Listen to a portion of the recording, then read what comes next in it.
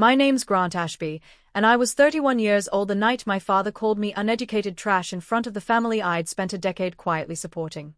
"Get out, you lowlife," he yelled, spit flying, veins standing out on a neck red with whiskey and years of resentment he'd never bothered explaining. My mother stood behind him, arms crossed, nodding like his cruelty needed her approval to count. They didn't know I earned $4 to $5 million a year. They'd never asked. Never once wondered how their college dropout son afforded the used truck he drove to family dinners, deliberately unremarkable, deliberately quiet about a life they'd never bothered to look into. "Okay," I said. "Just that." No raised voice, no defense, no mention of the algorithm I'd built in a dorm room they'd never visited, the company I'd sold twice, the money that funded more of their lifestyle than either of them realized. I didn't argue.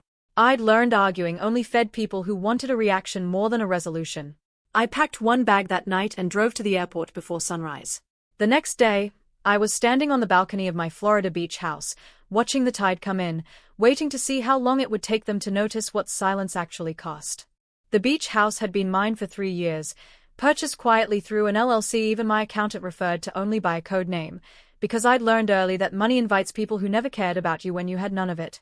My parents thought I worked in computers, a phrase my mother used with faint embarrassment whenever anyone asked, as though my career was something slightly shameful, something that needed softening at dinner parties. They'd never asked which company. Never wondered why I always seemed to have enough, exactly enough, to help without ever appearing wealthy. Turns out, invisibility had been the most valuable thing money ever bought me. For the first week in Florida, I did nothing but breathe. No calls answered, no texts returned, just ocean air and the particular relief of silence that isn't punishment, just space. My sister, Marley, broke first. She'd always been the one who noticed things, the way I never mentioned money, the way I flinched slightly whenever Dad called me a disappointment at dinner. "Where are you?" she texted. "Mom and Dad are acting weird. Something about bills not going through." I stared at that message for a long time before I finally understood what she meant. The bills. Right. I'd forgotten how many of theirs I'd quietly been paying. I hadn't cut them off out of calculated cruelty. I'd simply stopped. The way you stop watering a plant you've finally accepted was never going to bloom for you no matter how carefully you tended it. For 6 years, I'd quietly covered their mortgage after Dad's construction business collapsed. Covered Mom's medical bills after her surgery, the ones their insurance barely touched. Covered the property taxes on a house they still called family land despite never once inviting me to feel like family within its walls. None of it had a paper trail pointing back to me. I'd used a shell account, an accountant sworn to discretion, careful anonymity built the same way I'd built everything else in my life, quietly, without needing credit, without expecting gratitude I'd learned years ago they weren't capable of offering. The night Dad called me trash, something in me finally stopped absorbing the cost of loving people who'd never once asked what that love required of me. I texted Marley back. I don't know anything about their bills. It wasn't entirely a lie. I genuinely didn't know the specifics anymore, how deep the debt had gotten while I'd been quietly filling every gap for years without either of them noticing there was ever a gap to fill. 3 weeks. That's how long it took to surface. Marley called this time instead of texting, voice tight with a panic she was clearly trying to keep steady. "Grant, I don't understand what's happening. The bank's calling about the house. Mom's prescription got declined at the pharmacy. Dad keeps saying it's a mistake, some kind of processing error, but it's been happening for weeks now." I sat on my balcony, watching a pelican dive for something beneath the waves, and let the silence stretch just long enough to feel deliberate. "That's strange," I said evenly. "Is it you?" she asked. "Were you helping them? Is this because of what happened at dinner?" I could have lied. Could have kept the anonymity intact, let her draw her own conclusions, protected the quiet architecture I'd built around a decade of invisible generosity. Instead, I told her the truth, calmly, the way you'd read someone a fact rather than a confession. "I've been covering their mortgage for 6 years, Marley. Their medical bills. The property taxes on that house Dad likes to call family land. I stopped 3 weeks ago. The night he called me trash and told me to get out." The silence on her end lasted so long I thought the call had dropped. "Grant," she finally whispered. "How much money do you actually have?" I told her. Not the exact number, not yet, but enough.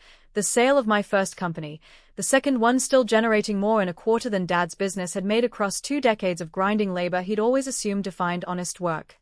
Marley didn't respond right away. When she finally spoke, Her voice had changed, some old assumption about her family finally collapsing under the weight of actual information. They have no idea, she said slowly. Do they? They never asked, I said. Not once, in 10 years, did either of them ask what I actually did or what it actually earned. They decided who I was the day I dropped out of college, and they never once revisited that decision, even as their own mortgage kept getting paid by someone they called uneducated trash. She was quiet for a long moment. What do you want me to do? Nothing, I said. I'm not asking you to fix this or explain it to them. I just needed one person in that family to actually know the truth, instead of the version they've been comfortable believing. They're going to lose the house, Grant. I watched the tide pull back from the shore, slow and inevitable. I know, I said quietly. Marley didn't tell them.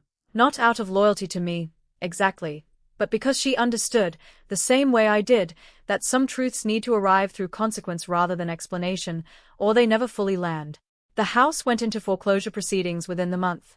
Dad called me twice, voicemails I didn't return, his voice shifting from anger to something smaller and more desperate with each one, though he never once said the word sorry, never once acknowledged what he'd screamed at me on the porch 3 weeks before all of it started unraveling. Mom sent a single text. We could really use your help right now, sweetheart. Sweetheart. A word she hadn't used for me since I was maybe 12 years old, resurrected now with the precision of someone reaching for whatever tool might finally work. I didn't respond immediately. I sat with that text for 2 full days, turning it over, testing whether any part of me still wanted to reach for the old role, quiet provider, invisible safety net, son whose worth was only acknowledged when his money was needed. I found, somewhat to my own surprise, that I didn't. I finally replied with 4 words, the same ones I'd offered the night they threw me out. Okay, that's fine. They moved in with my aunt eventually, a small apartment above her garage, humbling in a way I imagine felt entirely foreign to 2 people who'd spent decades measuring worth by the size of a house and the silence of a son they'd never bothered to actually know. Dad tried once more, a longer voicemail this time. Less anger, more confusion, the sound of a man trying to reconcile the version of me he'd built in his head with the reality now surfacing in bank statements and foreclosure notices. I don't understand, he said. You never seemed like you had that kind of money. You drove that old truck. You never bragged. He still didn't understand, even now, that the truck and the silence had never been an accident. I'd simply never trusted either of them enough to let them see what they might try to take from me if they knew. I finally called him back, calm, measured, giving him exactly the conversation I'd withheld for a decade.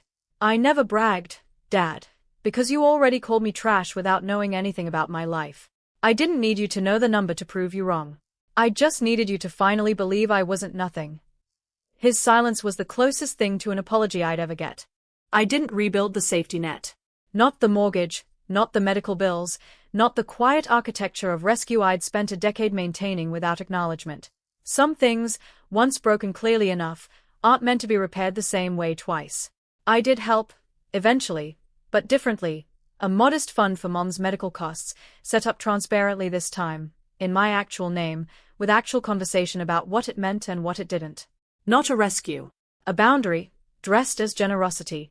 Dad and I talk occasionally now, careful conversations that never quite reach the ease other families seem to manage, but honest ones, finally, stripped of the performance that used to pass for a relationship between us.